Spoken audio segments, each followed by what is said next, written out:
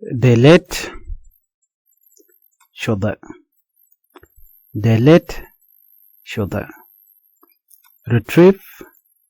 لوشنیه که نونیه جوک retrieve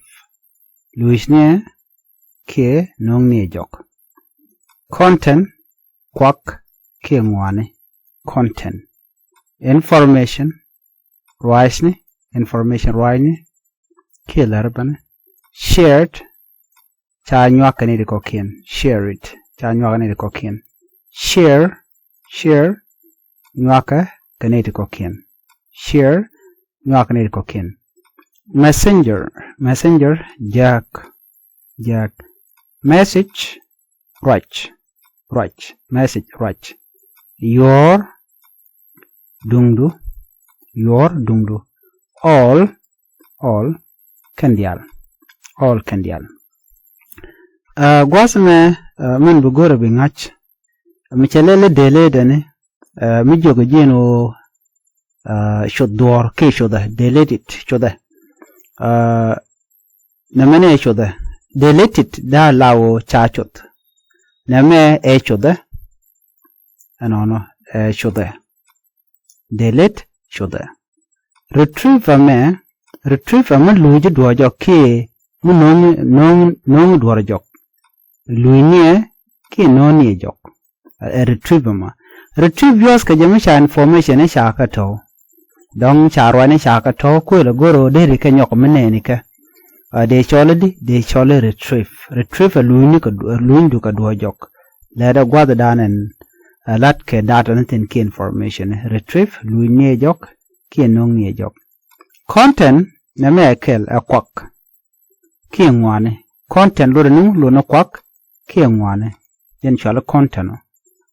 mishi content sinen bi ngaje lot kana kwak content lot kana kwak ke ngwane information gwada me de ko laro ke roisne akade ko larbo no ken kalare information lare ke lar na me kel tele s lo raje ga kwikel ga tama information lo na roisne ke roch ke de larbo no lare chale information bisho ngaje no micha we shared na me micha nywak rada dien ba cholo no share it cha nywak kenedi kokien ko take idea ntame shere micha we share it cha nywak kenedi kokien micha share gwaza me share de ran jogo no nywak karada dien ke nywane kokien nywak kenedi kokien kula nywang na je kana no we just you are telling people to share your information shall share then chalga mede nywaka kenedi kokien messenger gwasme messenger jack na mane kel misha kula gore messengers cha moy ks jen ba kula we ka ngune ka jack duna tamane mengu jack akel jack shikaro so jack me shala di shala messenger ano ka tok english ke ka tok danan go konde kona ngach shala messenger maradia me message jen chara karwach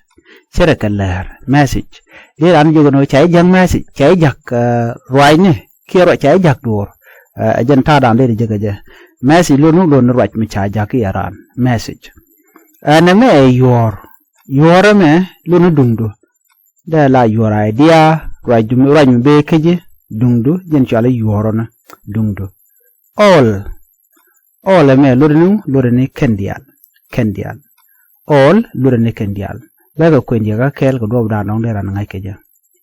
delete shoda retrieve luisnie ki noni jok content kwak ki ngwane information roini ki de larno lere